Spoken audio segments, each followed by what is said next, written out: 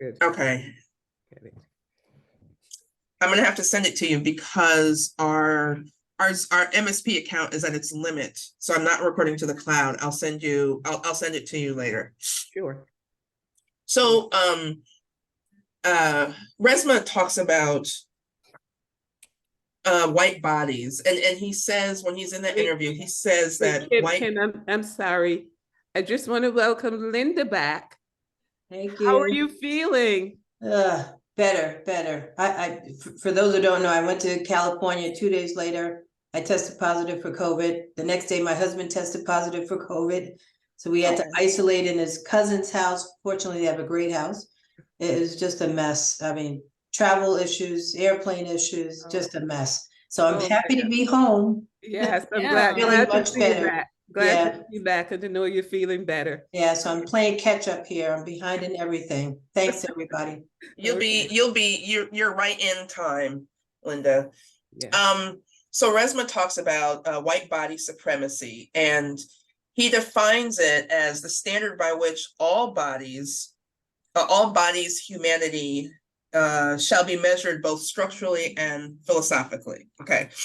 White body supremacy, the standard by which all bodies, humanity shall be measured both structurally and philosophically. I want to open up the conversation today by getting to the structural part, because for those of us, any of us who have gone through the Undoing Racism workshop, we know that we do a systems analysis in the power analysis, the foot ID, and thinking about those systems. And so I want to just drop some dates on you so we get an understanding of what he means by this structural definition. So there's actually, I think the philosophical piece is a lot easier. So if you go to Barnes and Noble and you walk by the magazines, you know the faces you're going to see. The majority of the faces on those magazines don't look like me, right? There's a piece of that philosophical display that is embedded in the structure of our society. So I want to drop some dates on you to understand the formation of whiteness. And some of these dates may sound a little familiar. So the first one is 1790. 1790 was the year of the Naturalization Act. The Naturalization Act granted citizenship to people who were of good moral character. And what else? Say it with your chest. You know the answer. Either white or not black. White. Yeah. Yeah. Good moral character and white. 100 years before the Naturalization Act in 1690, 1691, that was the first time the term white was used as part of a legal definition describing human beings. So we get white being the defining term. You mean in the United States? In the United States. Everything we're talking about is in the United States. Thank you, John. So we get the definition, we get white as a definition, a legal definition of people. We get the Naturalization Act in 1790. I want to bring it up to the 1920s. In 1922, Takao Ozawa versus the United States.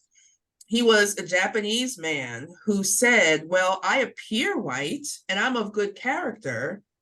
Should I not be also included in this citizenship? How do you think that went? Badly. Not well. Exactly. They told him, no, because even though your skin tone is a particular shade, you're really Mongolian. And You're not European. Yeah, exactly. Okay. So that case gets thrown out. And then Bhagat Thind, I'm probably pronouncing his last name wrong. It's Thind. He was a man who actually was Caucasian because he was from the region of the Caucasus Mountains that separates Asia and Europe. And he said, well, since we're using Caucasian to describe white people, and I'm from that particular area of the world, shouldn't I be granted citizenship? And his case came up, Thind versus the United States, in 1923. And how do you think that went? I'm going to jump out and say badly. Yeah, badly for him, but it went great for the United States. Oh. They said that, This is a Supreme Court decision? I think so, yes. Yes, And I we can, studied this, yeah, and guys. I can drop, I know, right? Like the Supreme Court, yes, the Supreme Court today would have been even worse, but so, but that's a whole other conversation. So they said to him, one of the things they said to him was like, whiteness is dependent on whether or not the common man would be able to look at you and say that you are white. No. Oh, God. That was one of But the you also have to define the common man, right? Because and the common man, that lens, right? the common man would have been what, Linda? White.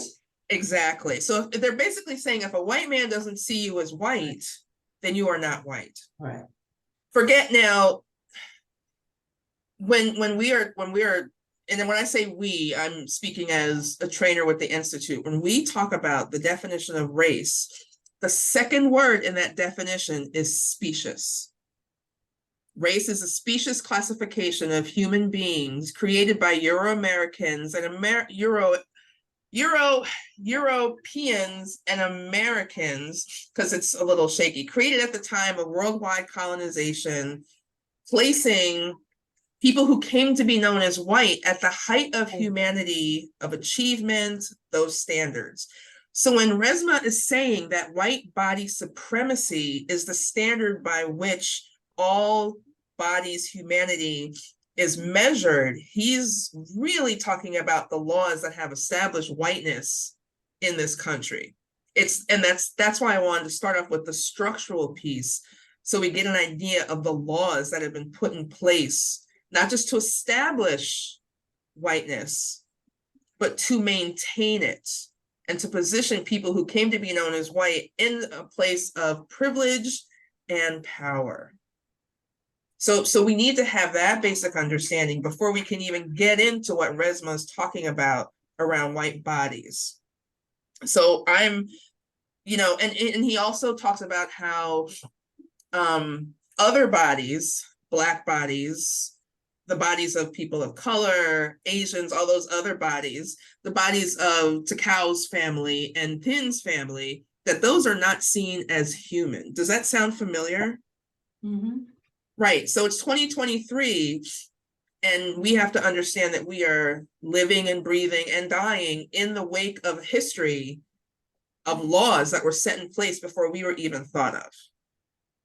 So now, having said all that, when Resmaa starts off with that conversation around the standard of humanity, how does that land for you? Well, that sounds about right. It kind of just takes it into one more realm that is just another way of saying the same thing. I had a much more personal response. I looked inward and said, okay, where have I done this? Where have I held either whiteness as the standard? And I flashed onto babies, what members of my family would call a beautiful baby. And then I kind of flashed to Africa going, the trauma of that otherness, that standard by which all other is judged. I just started wondering, how do Africans from Africa, surrounded by what we call Black folks, which they call their neighbors and their family, how that might play out there? I know someone said, are we talking about the United States? And you said yes. And I just wonder, this depth of brutality that we are uncovering, some of us, or revealing for others, just the enormous burden. And right back to where I think he kind of ends up with the whole, this is not an individual thing. This is not something one person, no matter how well-meaning or not, but a communal response. And then, of course, 9 generations, and then you're left going, oh, fuck, 9 generations. Yeah. So Carla, before you go any further, and thank you for that, I want us to stay right here. In America. Well, not just here in America, but I want us to stay right here with what is when he talks about dirty pain and clean pain, right? The dirty pain is like going right through this thing, and the clean pain is going around the conversation. And that's why I'm asking, understanding right now the construction of whiteness and where Resmaa is really taking us in this interview and in his book. And if you haven't got the book, get the book, but don't read it in your own, don't sit in your bed at night reading this book by yourself. This is a book for community. Where is all of this, like just that first part about white body supremacy, where is that sitting for you, Elisa? And thank you for using your digital hand. So this was very powerful to me, the way he presents it. I listened to this video twice, and then I found another video that he had done where he took the white audience through something that was very similar, I'm sure, to what's in the book. How did it sit with me? I was part of a panel, I don't know that any of you were there this week, for Leadership Westchester. And the first thing that was asked of each of us on the panel, which included 2 Black women, 1 Hispanic man, 1 white man, and me, was what is not in your bio that you want people here to know about you? And so I had watched this video and read and done all the other things that we've been doing together. And so I started out by saying, Valerie called on me first, and I said, well, what's not in my bio, which is really about my work, or what you need to know about me is that I'm a white woman. And I never would have thought to start there, but that's where I started, because like I needed to own that. It was a Leadership Westchester presentation. It's about leadership. It's about how we show up in the world. And it was a very mixed audience, and this is what I'm working on. And so that idea that he helped crystallize for me what it is that I need to keep working on, at the same time what I need to recognize. And that is that I walk through the world with this white body that gives me opportunities and advantages. And I wanted people to hear that. So it continues to sit really central to me. Okay. Thank you, Lisa. Hey, Jody. Hey. Long time, my friend. I know, I'm so sorry. It's so great to be here, but I'm sorry I've not been able to make it. But so I want to say that you asked the question how it sat with me. Like this hit me in my gut. So I'm going to talk about the body experience. Watching the video, when you just asked that question, what came back to me was just this full body, full throatedness. So not really sitting in just this like guttural feeling right in below my heart, above my stomach, a tightness. And what I think that is this is just this long-term sort of trauma that's not dealt with from my own family and experiences of being white. And I went to his website and did, he has this process, the body-centered practice of standing in front of a mirror naked and really afterwards writing down your thoughts. And I've started that, and I'm curious to see where it takes me. And that's what I have to share at this point. Thank you, Jody. Christina. Hi, Kim. So I hope I don't sound like I'm rambling. I want to kind of focus on what you're saying about white supremacy and just like how it like permeates. I've always kind of battled with the I guess position of white, because my parents are not like, my mom is Mexican, my dad is white, he's Italian, and I've always had this kind of dual role. And I think the white part of me, it's like, it depends where I am, but the white part of me is always kind of the one that's, I don't know, I feel like somewhere it's just kind of the preferred one. Even so, you know, a lot of times, especially in like a lot of Latino culture, sometimes there's a sense of like assimilating and just not being too much of too Latino. And so I've always kind of had this feeling around me, I think ever since I was young. It's just like a never really truly fitting into one or the other. So yeah, I don't know if that has anything to do with with this subject, but just something I was thinking about when it comes to kind of whiteness.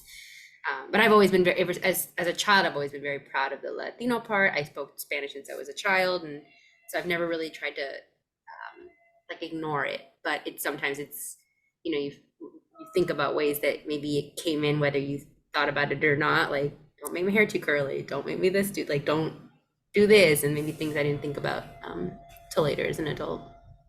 Yeah.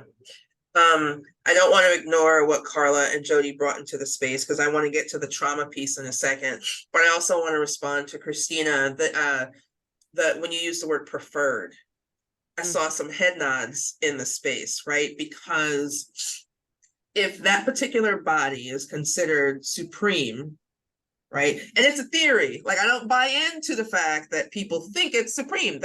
Okay, so, right, but it is a theory that has been leading and guiding us in political realms, in the work that we do, right? So that preference over that skin tone, which is what Takao Ozawa was leaning into, and that's also what Thin was leaning into, and there were other cases, that happens across cultures. Right? I mean, in colorism, you know, elevating folks who have a little more closer proximity to whiteness, you know, there's a I don't know if I should share this in this group, but I'm going to share it anyway. This is a kitchen table conversation that we Black folks have, right? So the joke is, someone who looks like me would be out in the field. Because I am nowhere near approximate to whiteness. Even Sammy Sosa, after bleaching his skin, you can't look at him and not see Blackness, right? But people who are lighter would be closer to the house, right? So to be closer to the house, you know, affords you some privilege, not necessarily power, but a little more privilege because you're closer, right? So that preference for whiteness shows up everywhere. And that kind of goes back to the example I was saying about like walking through Barnes and Noble, going past the magazine stand and not seeing your face, which is my experience. Or even if you Google professional hairstyles. I will. Yeah, don't do it now, Carla. I'm here. Yeah. Google professional hairstyles or Google doctor, right? So there is a way of elevating whiteness, and that's the philosophical piece, but that comes out of the structure of our society. Colleen, I want to get you before you hop off, and then Carrie. Yeah, and talking about the structure, none of you probably had a chance to see the email that I sent this morning about the best places to work in Westchester. Did anybody see? There were no No. Black people. I was at an event this morning. There were no Black people. I didn't see any in that first top group. It was all white people. The number one employer with about, I don't know how many people were in the picture. It was a group shot. The number one best place to work in Westchester. Not one single Black person. What's the number one best place to work? I mean, you sent the link, so just out them. PK O'Connor something. I guess it must be that accounting firm or something. I don't remember. I know some. They're an accounting firm. It's the They do my auditing. Yeah, Wow. they did work. That's who we reached out to for WWA. And look down the list. But it's Westchester Magazine. I have a whole issue with Westchester Magazine and where they go. Even so, Look at all of them, even the smaller companies. It's just amazing. It's the structure. So you know who wasn't in the room writing that article. Mhm. You can tell. So Carla, I see your hand, but Carrie also had her hand up. And Linda, I think you were about to say something? Okay, so Carrie. So I think we've kind of digressed a little bit, but if I'm not mistaken, your earlier question was around clean pain and dirty pain.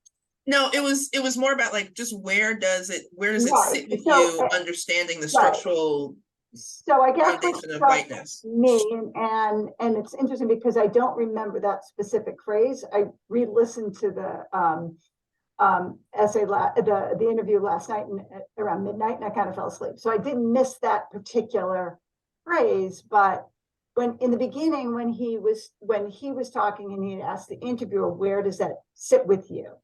And I think we all felt it, right? And in our hearts, and then it kind of radiated out. But what I took away from that, and which I'm sort of equating, I think, again to that difference between clean pain and dirty pain, is the privilege of being white and having a white body, is that, we don't have to sit with that. It doesn't get stuck. And so to me, and I could be wrong, but that was sort of where I was thinking, whereas as bodies of culture, which I also thought was a very interesting, I'd like to, you might have talked about that a little bit more. I think that's just, some of his use of language I thought was really interesting, and we could really unpack that a lot more. I think it would be helpful. But what I had taken away from that was that for me, I felt it, and then I was able to intellectualize it, and I didn't have to hold on to it. Where, at the end, and I had heard him in an interview years ago, a couple of years ago, when he was talking about his book, and at the end, when he talks about his grandmother's hands, and that piece of, that for him, even in his grandmother, but even passed down generationally, that pain is lodged in the body, and they don't have the privilege that we have of just keeping it up in your head and saying, "Ooh, that doesn't sit right with me," and then moving on through life. So to me, I thought was a very, really powerful example of what you were talking. Yeah, and studies have been done that show that slavery, the enslavement of Africans, has actually shifted our DNA. So that's not something. So when people say, "Oh, why are you still talking about that? That was years ago." Right. But it's in my body, right? And how many generations will it take, Carla? I said 9. But 9. that reminded me Well, of, hold on, Carla. Hold on. I called you in because you said that thing about 9. I want to get to Deborah because she had her hand up, and then I'm going to come to you. Sure. Thanks. I was just going to add, like, when I guess the thing that has been sticking with me lately, but particularly with this, is just who gets to be human and who doesn't get to be human, and sort of that, sitting with that and thinking about what that actually means, and then I don't know if you asked it or actually he asked it in the conversation. He says, "Where do you feel that? Like where in your body?" And I'll just answer for myself because someone else answered more like heart. Where I feel is I feel like it's like in my throat. It's like a lump in my throat, and the constriction, like when you're in like stress or pain, and it's important just to not sit there always, but just to feel that. So I was really glad that he asked her that, because then it made me tune in and go, wait, where am I feeling this right now? So yeah, thanks. Yeah. And he pushed her because Carrie or Jody, one of you two said you feel it and then it radiates out. Like you feel it. And then the interviewer said, "Yeah, I feel it." But then the second response is, "That's bullshit." That's what she said. Yeah. Right. And, because then it's the I feel it and then I don't want to feel it. Yes, Carla. well, I flashed on 2 things. And it has to do, you were referencing, slavery, that was so long ago. I didn't own slaves. My parents didn't own slaves. They don't go back 9 generations. They don't even know necessarily. But there's a comedian who talks about how this issue about, whenever he's a Black man, talk about slavery or Jim Crow or anything, we're always told that was so long ago. But talk about 9/11 and it's never forget. So it's, what are we allowed to remember? And Yeah. what are we denied remembering versus what are we almost commanded to never forget? Which, that, and I'll tell you the most somatic, if you would, response that I had with the gentleman, Resmaa, was he said it wasn't even white versus black, it was human versus monkey. And I can't, it was like a knife. It's not radiating out. I'm just sitting, you know, human versus this other thing. Oh my God. Yeah. The go ahead, Sam. Thank you, Carla. Yeah. Dang, I wish we had more time. Okay, go ahead, Sam. I didn't mean to raise my hand, but I'm actually glad that I accidentally raised my hand. I think it's for the best. I can feel my heart just like pounding, like it's like radiating into my ears. Like yeah, it's right there. But I've just been thinking so much. I'm like, all of this for white comfort.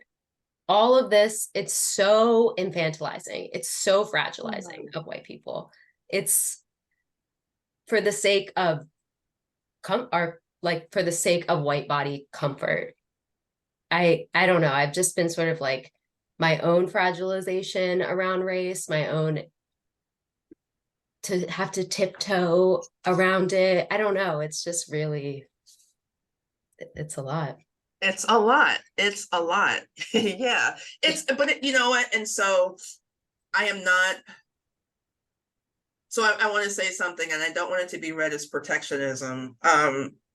Because when Resmaa talks about the 9 generations after us, and Carla, you just alluded to thinking about the 9 generations that came before, one of the things he talks about is, and especially in his book, so I have his book and the recording in my head, so I may be conflating some things that he didn't say in the recording, but in the book, in his own history telling, he talks about how the enslavement of Africans and later the indigenous was almost the brutality of that enslavement, the peculiar brutality of that enslavement, because it was known in this country as a peculiar institution. The peculiarity of that was something that was carried from European countries here. He describes it in the book in some graphic detail of the brutality people who were sent to workhouses endured, and that trauma was carried here. So you know how people say hurting people hurt people, right? And I actually heard that from you first, Valia, years ago. Hurting people hurt people. And it's not to excuse, but it is to help us unpack the brutality of the enslavement of Africans and indigenous people in this country. But then the requirement of white folks to do what Jody is doing, to confront what Sam just said within themselves, even for Carrie to say, to acknowledge that I don't have to think about this, right? And that's more than privilege, that's actually power, right? So to do all of those things, because this race-based society has harmed all of us in different ways. So we all have a responsibility. And I think Resmaa creates a pathway for us to explore, you know, the dirty pain, the clean pain, how we take this into our bodies, and how do we release it from our bodies as well, that breathing through it, and not around it. Who just had their hand up? Lisa, go ahead. I don't want to miss you. And then I want to come back to the humanity piece. Well, there were a lot of things that he said, but when he talks about how the trauma, and he mentions the 5 European countries, but how that trauma of what white people did to other white people, how it blows through, continues to blow through Black and brown bodies, because we those of us who are white, just that's how we get rid of it. And he also points out that most of us came to America, most of us who were white, who didn't come in the bottom of a ship, came to America because we were fleeing from something, but we don't talk about what it was we were fleeing from. So I thought that was also something that has, just is sitting with me, that I don't want to let go.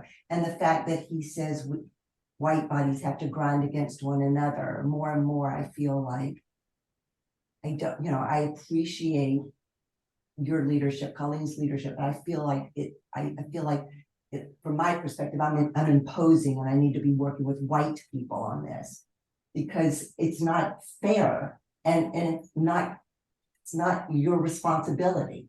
It's mine. That's what I thought. I want to hear you all say more about the that piece, because I thought that was a brilliant portion of the interview. Like, first there's the not talking about it, but then there's just the understanding, like, how did we even get here? So yeah, some came in the bottom of the ship because it was a way to get away from being in a workhouse, and you got a chance to establish yourself, in a new land. But then, like, the fleeing from something, what are the stories that you all tell in your families? And I'll just say, like, there are stories that we tell in our families too, when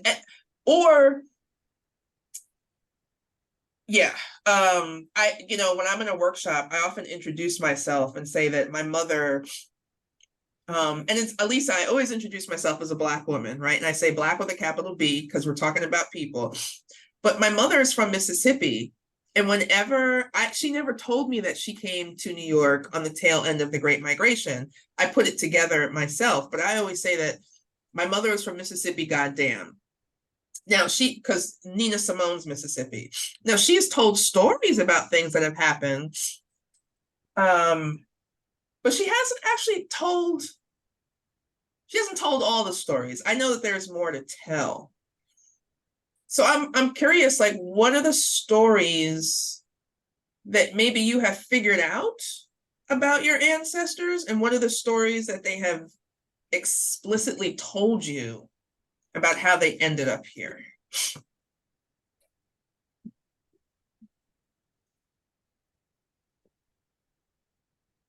John, and then Jody. In my family, there has been very little discussion about why the grandparents came here in the late 1800s. We're not even sure what they actually did to sustain themselves in those countries. But I think I had a sense that they wanted to come because they were poor, that they couldn't maintain their families very well. I don't think it was because they suffered from religious persecution or anything else. I think it was mostly because they didn't have an opportunity to have more than what they had. I mean, there was a lot of, we were very poor. And then even my mother's family, even after they came here, they were still actually pretty poor. So the point that Elisa made about, and you've brought it up, about the 5 European countries in the late 1600s, and Resmaa said that, we're coming out of the Middle Ages in the 1600s, and who's at the top of the pecking order? It's England and France and Spain, Portugal and Belgium. And, that there was a hierarchy right there. We have the money, we have the power, and the rest of you don't. And those were the nations that went around and colonized all these other places. So that was always my sense, that they were trying to escape, poverty, which in itself, is something that affects a lot of people. And why are there people? I mean, we're still struggling with that today. Why are people in poverty? Why are people poor? They're poor because they don't have money. Why don't they have money? Well, you could talk all day and all year about that. Yeah. I'm gonna have an answer for that in the Institute, but you guys have to go to the workshop for that one. I'm not giving it away. Jody, Valia, Carrie. Yeah, so I heard stories about my family leaving Germany to come over and be farmers in the Midwest and really fleeing religious persecution. And then also on the other side, Ireland, right, during the Great Potato Famine. And how that was put to today is where I talk about not working through the white trauma in some ways, because what I heard from my family a lot growing up was, well, we're sitting in the back because we come from the West End, right? Like this part of town, like still trying to think through working through the trauma of being poor, right? Not really trying to survive. And where it's sitting with me now is, was there also a need to then use the whiteness to be above other people because they were below certain people? And so whiteness was a way for me, my family, like owning it myself, use the power and the privilege and the preference to at least be above someone. And then blowing through Indigenous and Black, and in my community, many Mexican bodies, to say, okay, well, like speaking as my family, my dad worked in a stone quarry. So, okay, I'm a worker, I'm a working class, but I'm not Mexican. I'm not. And so pushing through other people, again, that blowing through really resonated with me, listening to that. And I really thought, wow, like my family hasn't dealt with the trauma of why they left Europe and coming here and how they are here. I really appreciated this YouTube video. I just have to say, so much respect for the opportunity to push through all of this. And if there are white people, I'm sorry if I'm like saying, taking up too much right now, but if there are white people on here who want to grind with one another, I'm willing to do that grind with other white people in this realm around this particular body work. Remind me before we close today, there is Resmaa's teachings and classes are hella expensive, but there is a free option, and I'm going to share that. He should actually make it free for Black people, but that's a whole other conversation because I can't afford that. Anyway, Carrie, you had your hand up. I want to get to Valia and Elisa.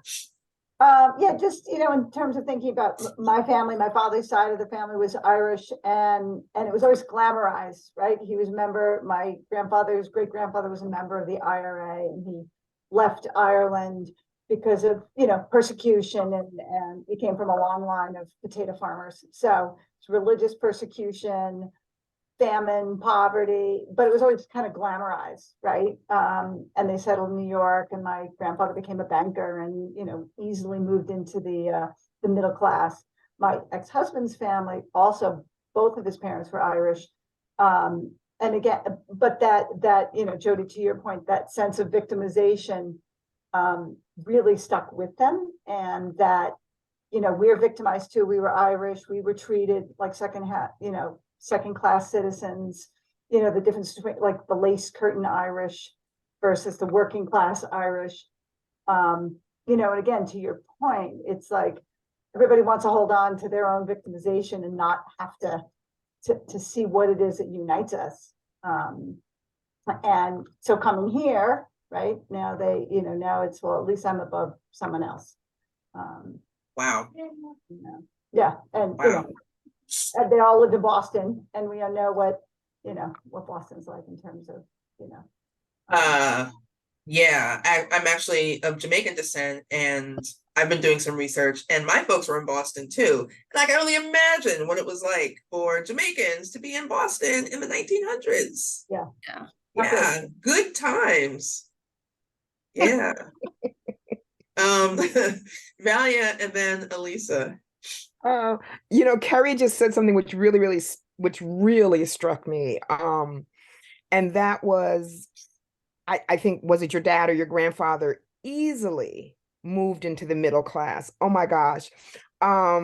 So I just it was easy. It took a couple generations of police officers, but to your point, Police officers. but they were allowed to be police officers. I'm sorry, I don't want to go. No, you're absolutely 100% right.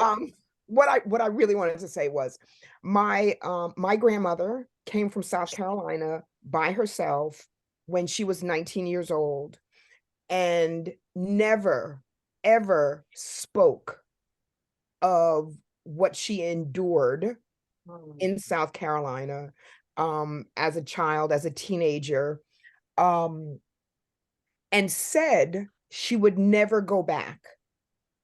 And she lived to be in her late 80s and never set foot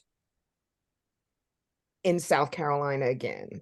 So I don't know, and she had family there, all kinds of things.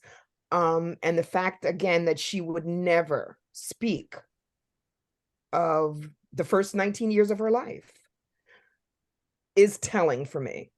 And that's all I want. Oh, I also want to say, I don't know, can you see that? That's a little statue when we talk about bodies. Yeah. That's a little statue that's on my wall. And Kim has been to my house, and if you came to my house, you would say, oh my God, she's just so Black. Well, anyway, there's no mistaking who lives in the Desor home. The thing about that statue, and the reason I picked it up, I is because do you see her behind? Do you see her hips? When I see something like that in a store, I have to pick that up because that's who we are. We have, and of course, I'm making a general statement, which usually I don't, but we have big butts, we have wide hips. And again, going back to what Kim said, we don't see that in magazines. We don't see that anywhere. And yes, times are changing. We got Ashley, what's her name? Ashley Graham, Ashley Stewart, whichever Ashley it is. We do have plus size models now. But my whole growing up until probably 10 years ago, I never saw big girls like me. Yeah. I'll be quiet now. Yeah, I'm going to get to you, Lisa, but thinking about what Resmaa says about white body supremacy, if you all ever get the chance, Google, look up Thomas Jefferson's state on the state of Virginia. There's a few of them. It's kind of like the State of the Union, but he wrote State of the State of Virginia. And in one of them, he discusses, not in great detail, but he highlights the differences between Black bodies and white bodies. And the way he describes flowing hair, the way he describes the enslaved, I think he uses the word Negro, and how we are incapable of love. That with us, it is just lust and this ardor, but we don't love. And it's Thomas Jefferson, of course, who had the secret bedroom where he kept Sally Hemings, right?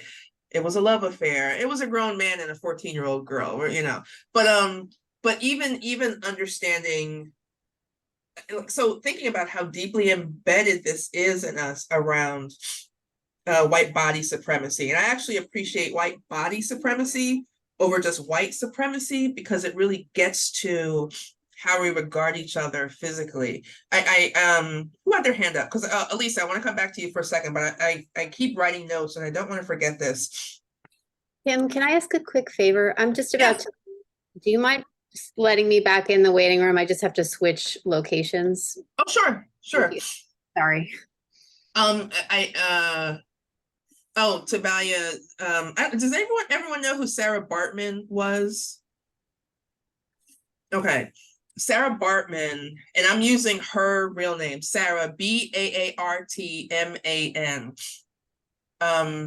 She was an African woman who was seen by colonizers. There you go, Christina, you got it. The I'm gonna give the other name in a second, but I want to use her proper name. She was her body was fascinating to them, and they captured her and brought her on tour. Who did?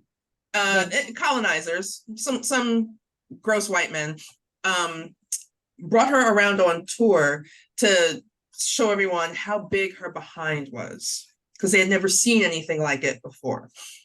When she died, they took her uterus and I think her vagina, her parts of her body, and put them in jars to preserve them, and those were put on display. It is only within the last, I want to say 10 to maybe 15 years that her body parts were returned to her homeland. Yeah. She was known as the Hottentot Venus, right? So when we think about white body supremacy, the ways in which Black women's bodies were either used, and House of Burgess in, can't remember the year, the English law was written so the status of the father was conferred upon the child, but when Black women were being enslaved, it became the status of the mother conferred upon the child, which actually legalized the sexual assault of enslaved Black women, because that was, if the child was born a slave, that actually became property. So that helped build the wealth of enslavers. When we see today how women's bodies like Michelle Obama, Serena Williams, Beyonce, how they are portrayed as being tantalizing and awe-inspiring, but also animalistic, right? That and we can talk about men, but this is Westchester Women's Agenda, right? So these are women. Yes, Sam, but the fetishization of Black women's bodies, again, that's deeply, deeply rooted in the life of Sarah Bartman, in the establishment of the flipping of that English law, right? So this doesn't come out of nowhere. It's in us. So when Sam was describing how this is sitting, like right here, like that and a lot of you were using your bodies like it's like, it's like right here, it's heavy. I'm actually also tired. For a Black, I'm tired. I'm tired. Like the detergent, I'm just tired of all of it, because, so again, it impacts us differently. There's the grief and the heaviness of it, but that shows up differently. It's heavy, yes, but I'm also tired because I can't turn away from it. So when I look in the mirror, Jody, I am confronted with all of the lies that have been told about my body for generations, in a different way than you have to confront the lies you've been told about your body for generations, because it's all lies. It's all lies. And the last thing I'll say, and then I want to get back to whoever had their hand, Elisa. No, because I want to hear other voices, not just mine. When my family was away in Lancaster last year, and we went to like I don't know if you've been to like it's known as like the largest antique shop on the East Coast. It was amazing. I found out that my nieces love antiquing. They're 14 and they were like, oh, can we buy this? Can we buy this? And so we came across some Black dolls that we bought for Valia. And I thought it was important to have them so no one else would have them. Because there's something about Black memorabilia being in the hands of people who don't respect the bodies they represent.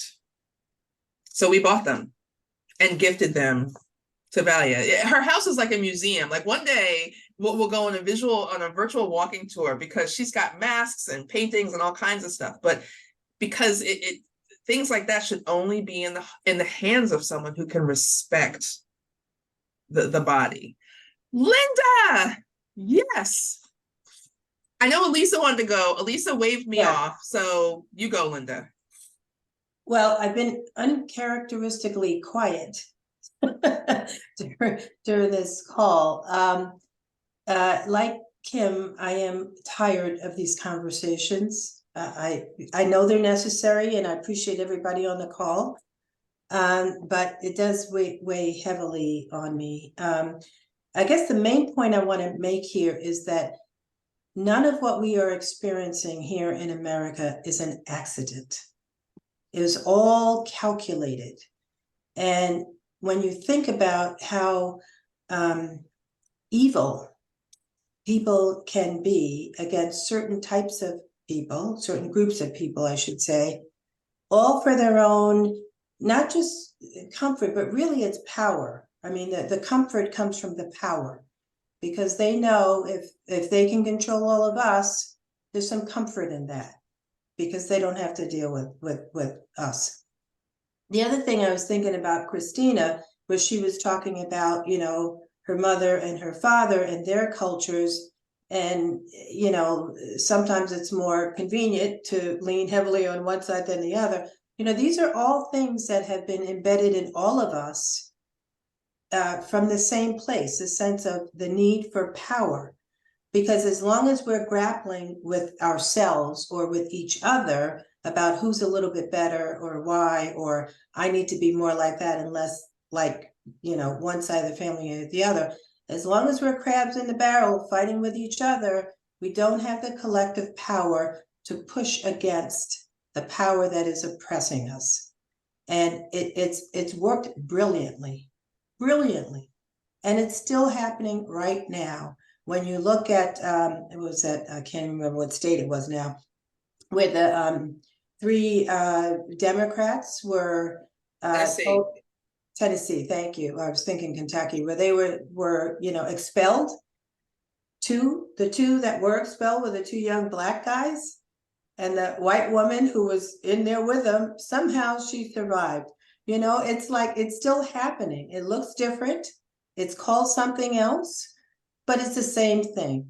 The power wants to hold, and folks will do anything and say anything to retain that power. So it's really up to us, one, to understand that, because if you can't, if that doesn't sit with you, none of the rest of it makes any sense, because it's just like, oh, you're complaining again. Come on, you had a Black president for 8 years, we're done, you know? So, but it's not that, it's the power that just continues to oppress all of us. It's not just people of color, not just women, not just gay people, it's all of us. So keep that in mind. Thank you. You know, Linda, when we, so as a trainer, when I go out and I'm talking to folks about power and control, I also am very clear to, I try to unpack a little bit as much as I can in the time I'm given, how the nonprofit world is. So we exert power and control, while for those of us who are doing DV work, we're also perpetuating power and control. Like, so it's like we're doing it and dismantling it. It's kind of like a double Dutch thing. Like, how do we get rid of it? And then oh my gosh, how am I exerting power and control over people? And that's the key point, power over, because none of us want to be powerless. But we have not yet gotten to the place where, to your point, we are not sharing power. Because if I share my apple with you all, there's what, 12 of us in it? That means I have to cut this apple into 12 pieces. I don't know if I want to do that. This is a wild twist apple. It's like the best apple I've ever had in my life. It's better than a Honeycrisp. and it's tiny. Like we have to share, like I have to cut this into 12 pieces to share with folks. What if I just cut it in half and I share it with Valia instead? See, like and you've watched little kids, right? They don't like always to share, like trying to get a 2-year-old to share with another 2-year-old or even with an adult. They're not sharing. So we're really good about holding power over people, but not getting to the place where it's power with. And it is on purpose. And we have been hoodwinked and bamboozled and sold a whole bunch of lies to think that, well, you don't want to share with John, and John gets told, well, you don't want to share with Linda. Like the cookie is only so big, and we're fighting for crumbs, not even realizing that we could build our own oven and bake our own cookies. Yeah, that power thing, it is scrumptious, but we should be willing to try to share it with other folks. Yeah. Yes, Elisa. So I go back to the question I asked that I kind of posed earlier. Again, and because I hear in Linda, like tired, like again, I feel like it's such an imposition, and this whole white body supremacy. Resmaa says if white bodies decide they don't want to do anything about racism, nothing is going to happen. So again, like I love these conversations because I consider us caring humans who want a world to be better, but I don't want these conversations to cause pain among Black and brown people. That's not, that's not the purpose. And then the other thing that he said that is still sitting with me is that idea that all that had to happen, when he says all that had to happen was that one Black man knelt on a football field, said nothing in protest of racism, but that's not how the white body collective is. That's not how it works. So it gave all of us white people, and I put myself in there even though I was supporting it, all of us who looked like, that's all we needed. He, the flag, he didn't stand for the flag. Well, we don't have to worry about a conversation with him. We don't have to have it. So I think this whole idea, and I appreciate Jody, I'll grind with Jody, and like this work has to be done among white people. So I'm about to do the PSAB in person. I can't wait. I've looked forward to it, but then I feel like the work that I need to be doing is with white people, because I don't want to add to pain. So what do you think about that? Like, how much time do we have? Okay, so here's what I think. You cannot control whether or not I feel pain. And if having the conversation, if you think having the conversation is causing me pain, which makes you want to withdraw from having the conversation, I will tell you this. I have Linda and Colleen and Valia and Karen and Brintha and my mother and my sisters, and I have a network. I have Joe Maldonado. I have a network of people that I can talk to about all of that. My pain is your concern, but it should not be your concern. And Lane, I forgot about Lane because I can't see you, Lane, but Lane is there too. My pain should not be so concerning to you that you withdraw from the conversation. In fact, it is important for you to keep having the conversation.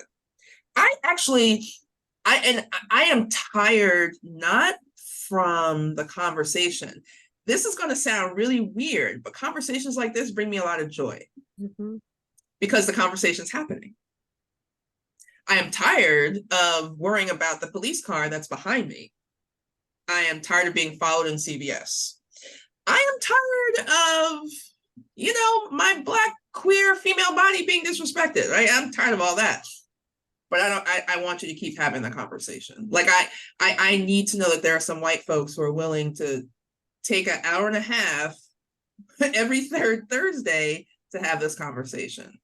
Because if it were just me and Lane and Valia and Linda, I mean, it'd be good, but I'm like, so what are the white folks doing? So yeah, keep going. Because the more you go, the less pain I have to endure. So yeah, keep having the conversation.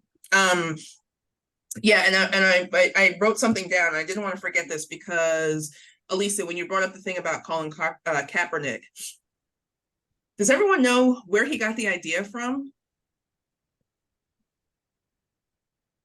Where did he get the idea to kneel? Wasn't it? Sorry, I'm jumping in. Wasn't it a white soldier? Right? Yeah. And the white soldier said, "Don't sit, kneel." So Colin was going to sit, and he said, no, don't sit, kneel. But he got the idea from a white guy who's a soldier. Yeah.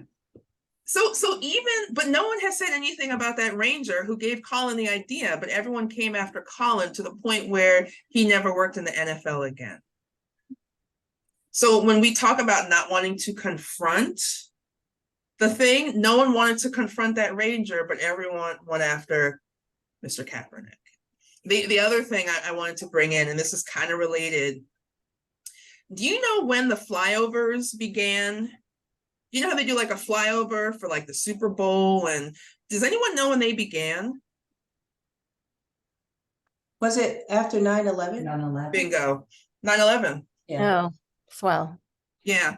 And 9/11 is also the turning point from immigration naturalization services to immigration customs enforcement. Right? So again, because those white bodies need to be protected, because the ones who died, the ones who were attacked, need to be protected. That's why we have military stations all over the world, but no one has a military station here in the United States of America.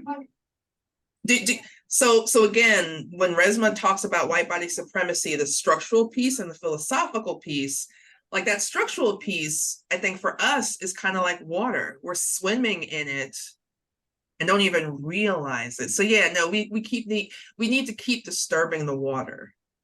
Splash it, like disturb it, kick it up. Yeah. Valia, and then I want to pivot a little bit as we're coming to a close, and we might end early. I don't know how Colleen will feel about that. She'll know when she watches the video. But I want to Valia, and then I want to pivot because I want to present a question to you all.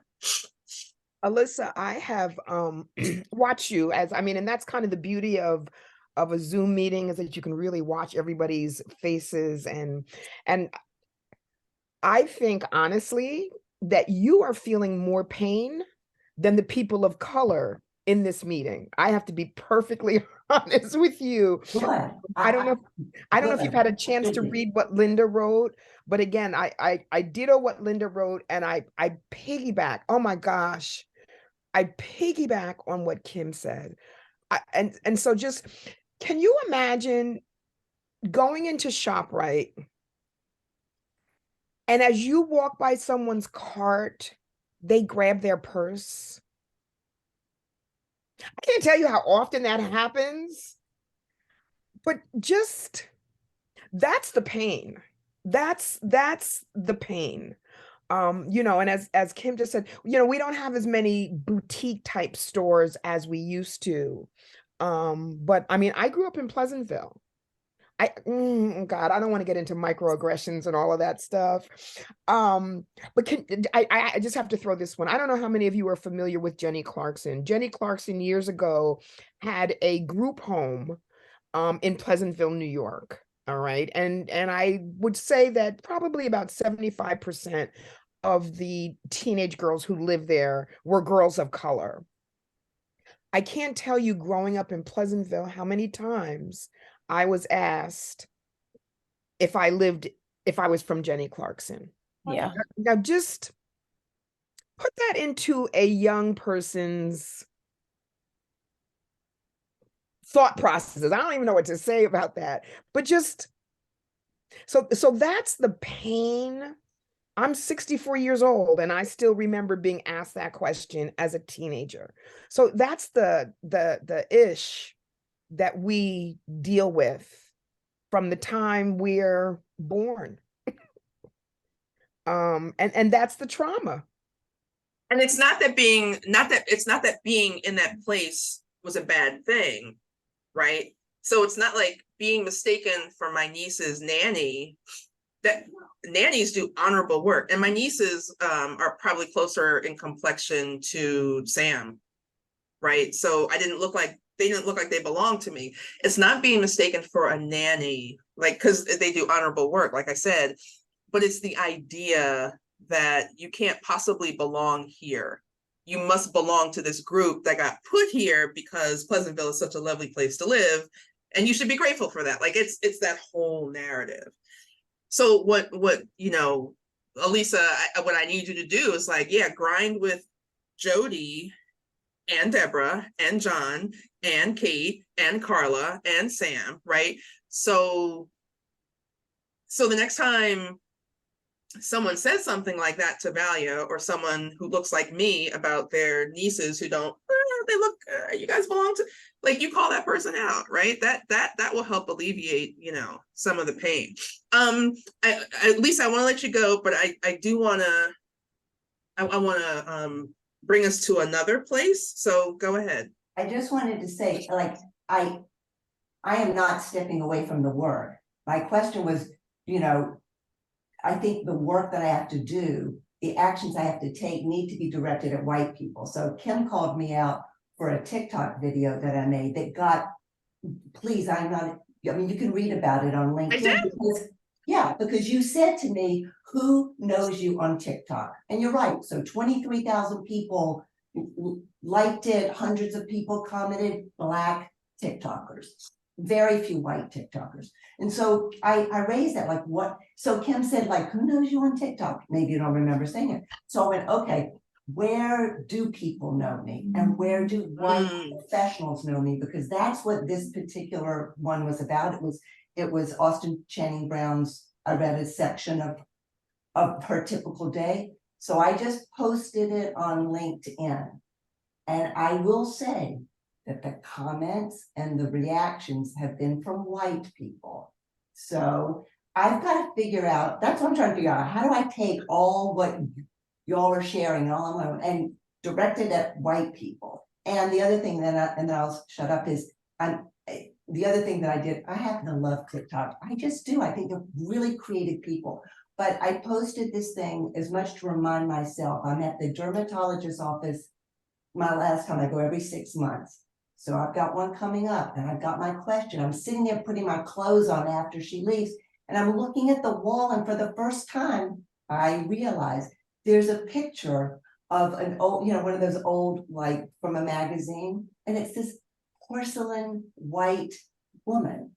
And so when the next time I see my dermatologist, I'm going to say, if we're not in that room like that, I'm going to call her out in a way that I'll give her the benefit of the doubt. Maybe she didn't realize it, but I guess she doesn't. I'm going to ask her where people of color go to feel like their dermatology questions can be truly answered, because clearly it's not here. So anyway, I just, this isn't the only place I am learning, and I appreciate, as long as I can keep learning here, it's great, because I take this back to me and it become like the proof that I can take to white people and say, honestly, this is what's happening. We've got to do something. So He's like, wake up, people. No, Elisa, you wouldn't do that, because I do that. I go in, but you're a little more. Yeah, I remember that conversation now. Yeah, it's important that we have these in our own circles, right? I have some videos up. I'm overdue. There's a thing that's stirring in my head that I need to get out and do a video on. But I also appreciate that there are real people in my life who know me, who are like, girl, that TikTok, so it is reaching those folks, but it's also, how do the people that I know and love feel about what I'm saying. And so far, you know, it's been fun. Lane put a comment in the chat, and it's kind of high up, but I think it was around when we were talking about Black women's bodies. And like even, and this is something that Jefferson kind of alludes to in his State of the State of Virginia address, the femininity and how women who look like me are not considered feminine. You know, and I'm a big Black woman. Some of you have met me in person, right? That my size and color and hair and tattoos and piercing, that is not considered feminine. Even, this is an interesting thing that also comes up when we talk about the approximation to whiteness. It comes up in some of our own spaces. You know, Kim is, oh gosh, she's a lot, you know, especially in Black church spaces. And we can definitely talk about that much later, which is why I don't move in Black church spaces anymore. So all right, so we're coming to the close, and I did want to mention Resmaa's in his website, the Somatic Institute. He does offer a free five-session course on connecting to the book. And I had to dig out that link. I can pull it up again because I think it might be something that we're going to do at my sister's place towards the end of the year after we send staff to the workshop. It is it's very accessible. You know, it's not going to fragilize or traumatize, but it is a way to enter into this conversation about bodies. And if you do this work like Carla and I do, you're thinking, and actually being on with CHOP and other organizations, like we're dealing with people's bodies. And so how do we really deal with what's happening in our own bodies as we're helping other people? So if I can, I'll find it and I'll send out the link to our listserv so you can, and I did it a couple of years ago. Maria Daltruche, who used to be with the Y, she led us through I think we did it over the course of like every other week, and it was so good. Just a small group, and it's really good for small groups to get together and do that 5-session Somatic Institute. So, like I said, I find these conversations are really exhilarating and joy-filled for me because we're having the conversation. What do we do? We, this group, what do we do to sustain these conversations? And so Resmaa talks a lot about breath work. He leads people through breath work.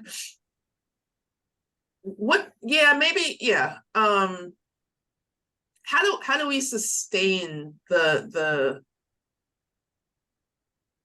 the energy or the joy or the exhilaration we may be that we need to keep this work going? And I'm thinking, like, I'm not talking about massage envy, like, you know, that's on my mind because I have a 5:30 today. A 90-minute, I love a 90-minute massage. But just like, what do we do? What are you doing every day with your body to help you sustain this work? Like, what are you eating? You know, Wild Twist at Stop and Shop. This is like, oh my gosh, these are good.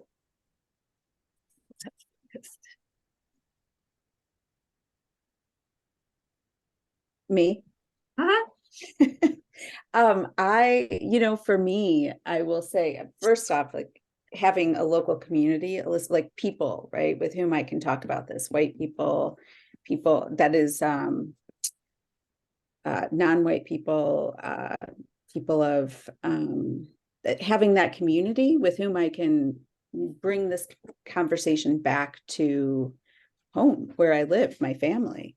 But then to sustain myself right now, like I am out in my yard every single day, working, digging, ending up with poison ivy and thinking, well, okay, fine. I've got poison ivy because I like to feel the dirt on my hands, on my feet. Like there is something about the soil underneath my fingernails that sustains me. So, I might go for a run in the forest with my dog and think, great, this is lovely. But I do that for my health and safety and my sustenance. But the dirt at this time of the year, I was late because I was picking up some native plants at the native plant sale at the Westchester Community College, right? So I'm like, it's life-giving. It's creating more life and enjoying the life. But the conversations are essential. And I called a friend this morning after watching the video late last night and said, I just need to talk with you through this. And so she hadn't seen the video, but now she'll watch it, right? So taking the information and moving it and sharing it with others to grow it, but also growing myself through loving life. Nice. Nice. Linda, then Deborah. So excuse me, one of the things I admire about Elisa is that she's always thinking about how to translate concepts into action. So your comment about the dermatologist is perfect, because I go to dermatologists and I never see anything about people of color anywhere. And even when I ask, how many of your patients are people of color before you prescribe this medicine or before you do this? And they never want to answer the question. I guess they think I don't know what they think, but they don't want to answer the question. But it's meaningful to me, when they say that, tests have been done on these people, I always think white people, because we're never used as in a positive way to determine how medicine will, not often, I should say, not say never, to determine how medicine or treatment will impact people of color. So these are questions that I've been asking for a long time, but lots of people of color don't ask because, I don't know, they don't feel confident or whatever. But I ask these questions, often I don't get satisfactory answers. However, when you ask these questions and you present these things to the doctors, it may be briefly, but it opens their mind to a different way of thinking.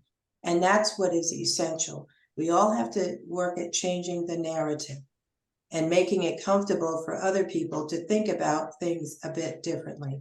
So I appreciate that. And I think that's something, and I appreciate having this group because I feel it's a safe place for me to speak.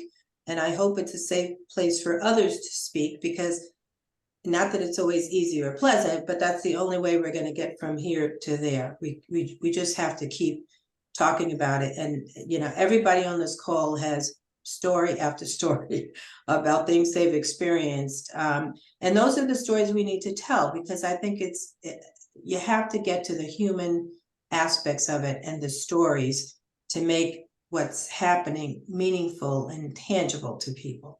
So I think we should, continue in this mode and continue to do things to keep ourselves mentally and physically healthy. Thanks. Linda, you didn't answer the question. Oh, what are you doing to sustain yourself? Yeah, well, probably not enough. I need to focus more on that. I feel like in many ways I am deeply embedded in this work in a lot of different areas. So one of the things I do is I try to spend time with people that I don't have to explain myself with or explain myself to. They just know, and we just get together and relax and try to enjoy each other's company and do things we enjoy doing, whether it's the movies or concerts or things like that. I should do more physical things like yoga and running and gardening, but I don't. So that's, and I know when it's time. I know when I say, I got to call my girlfriends, we got to go out, we have to do this, we have to do something that's just about fun and relaxation, whether it's we both go to the spa together or we do something. And same thing with family, because families can be pretty fragile, and we think our families are all just fine until You know, maybe you haven't talked to somebody in 2-3 months and then you learn, ooh, there's stuff going on there. I should have been there, you know, for them. So it's just a matter of trying to keep in touch with friends and family, which is good. Thank you. Yeah. Deborah. Yeah, I guess what a lot of others have said, but I was just definitely thinking about being outdoors. And for me, like it's I do a little gardening, but it's also just the smells this time of year is just kind of very soothing. And you know, I do other things like think about like the food I eat and being very conscious about nourishing myself. I'm struggling with sleep. That is not my forte. And I had a string of a couple of months of really bad sleep. So that's not helping. But I'm working on that and have some support around that. I think also just, you know, spending time with people who get me that I don't have to explain too much to. And I have other communities sort of outside questions of, race where I find that, and I find myself, I walk into those spaces and I just feel like, you know what I mean? And I would love, and a couple of folks mentioned this earlier, I would love to be able to continue these types of questions with people, these types of conversations with people outside the once a month. I mean, I do in other like professional settings, like a bunch of other consultants or a bunch of it. So it comes up, but it's more like organizational stuff. And I think that would really help me move forward in this journey is to just, and also in person, I love you all. I just would love to see you. You know what I mean? I think I feel a little, it's such personal stuff. It would be nice to be in the same room together sometimes, you know? Okay, that sounds like a challenge. Yeah. Okay. Well, I mean, I didn't mean it as a, throwing down. No. No, not a gauntlet challenge, but a challenge for us to think about how are we taking care of our bodies? Like getting outside, I am actually, I've been reaching out to folks because now that the weather is warm, I can I'm happy to go to a restaurant that has a patio or something so we can sit outside. So I'm trying to book up throughout the summer because when the cold weather comes, I'm going back indoors. So that's what I mean by the challenge. The challenge for us to think outside of these little boxes and, I'll throw it out there for someone else to organize because I'm not going to organize an outing, but maybe there's something there. Elisa, actually, no, because I want us to land on a high note. I want us to really think about, because my closing words to you all is as you leave, go take care of your body.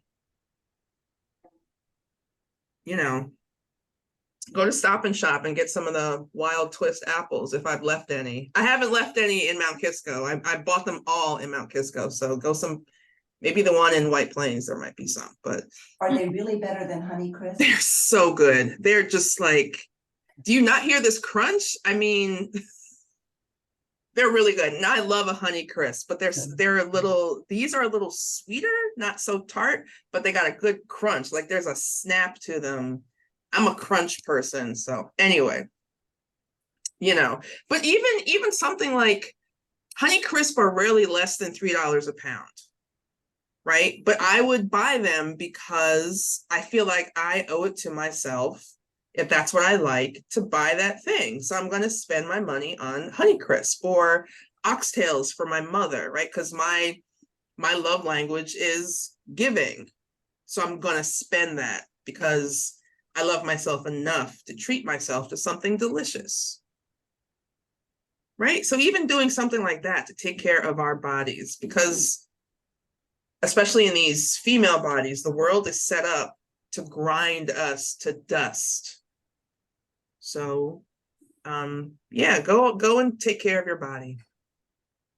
Thanks everyone for your voices, your comments, all that good stuff. Thank you. Get some sleep, hydrate, take your meds, walk your dog, love your partner, hug your kids, do all that stuff.